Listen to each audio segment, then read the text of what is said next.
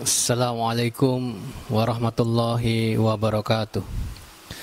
Bismillah, alhamdulillah, assalatu wassalamu ala rasulillah, la hawla wa la quwwata illa billah. Allahumma salli ala sayyidina Muhammadin al-fatih lima ughliq wal khatimi lima sabaq, nasiril haqqi bil haqqi wal hadi ila siratikal mustaqim, wa ala alihi haqqa qadrihi wa miqdaril azim. Soimin, soimat yang berbahagia, pada kesempatan kali ini saya akan membawakan kultum atau kuliah 7 menit ya, yang berkaitan dengan tema Al-Quran sebagai pedoman hidup manusia. Seperti yang sudah dijelaskan dalam Al-Quran, Allah berfirman dalam Quran surat Al-Baqarah bahwasanya pada bulan Ramadan Allah menurunkan Al-Quran kepada Nabi Muhammad SAW.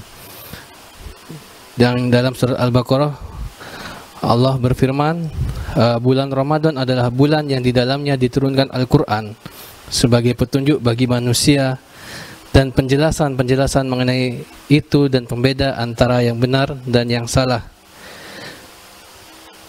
Oleh sebab itu, bulan Ramadan adalah bulan yang sangat mulia karena di dalamnya diturunkan atau terjadi peristiwa turunnya Al-Quran.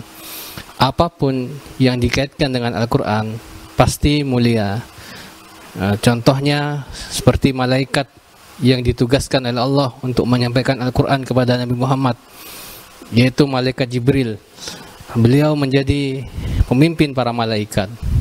Kemudian Al-Quran diturunkan kepada Nabi Muhammad, dan Nabi Muhammad adalah sebagai pemimpin para nabi. Kemudian Al-Quran diturunkan di bulan Ramadan, dan bulan Ramadan adalah bulan yang sangat dimuliakan dalam Islam. Dan Al-Quran diturunkan di 2 kota suci, yaitu di Makkah dan Madinah. Yang keduanya juga menjadi mulia atas keberkahan dari Al-Quran. Al-Quran juga diturunkan pada malam Lailatul Qadar, yang mana malam Lailatul Qadar itu keistimewaannya lebih baik daripada 1000 bulan. Oleh sebab itu, apapun yang dikaitkan dengan Al-Quran pasti sangat istimewa. Nah, kita sebagai umat Islam hendaknya menjadikan Quran sebagai pedoman dalam hidup kita, karena apabila Al-Quran dijadikan pedoman dalam hidup, maka dia akan menjadi nur, akan menjadi cahaya pelita dalam hidup kita. Namun sebaliknya, apabila kita tidak menjadikan Al-Quran sebagai pedoman dalam hidup, maka bisa dipastikan kita akan tersesat. Bukan nur yang kita dapat, akan tetapi nar, yaitu kesesatan yang bisa membawa kita kepada api neraka. Baiklah, Bapak Ibu Soimin Soimat rahimakumullah, dalam Quran ada 114 surah, kemudian ada 6.666 ayat, yang mana apabila kita pelajari, kita baca, maka akan banyak sekali pelajaran-pelajaran yang bisa dijadikan pedoman dalam hidup. Hanya saja terkadang kita lalai dan abai untuk membaca Al-Quran itu sendiri.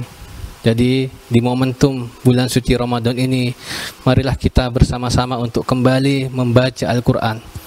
Ya, bukan kita membaca Quran di waktu luang, tetapi luangkanlah waktu untuk membaca Al-Quran. Bukan kita menunggu baik untuk membaca Al-Quran, tapi yakinlah dengan membaca Al-Quran kita menjadi baik. Dan Al-Quran ini ada ayat-ayat yang tersurat seperti yang bisa kita baca dalam Al-Quran dan juga Quran terjemahan. Itulah ayat-ayat Allah yang tersurat. Sedangkan banyak juga ayat-ayat Allah yang tersirat dalam Al-Quran, yang untuk mengetahuinya kita harus membutuhkan bantuan dari para ulama, para tuan guru, para ustadz, untuk bisa menjelaskan makna-makna yang tersirat dari apa yang telah Allah sampaikan dalam Al-Quran. Mungkin hanya ini yang bisa kami sampaikan sebagai motivasi terhadap diri kita, terhadap saya pribadi dan para so'imin so'imat dimanapun berada. Mudah-mudahan bermanfaat. Subhanakallahumma wa bihamdika asyhadu an la ilaha illa anta astaghfiruka wa atubu ilaik. Assalamualaikum warahmatullahi wabarakatuh.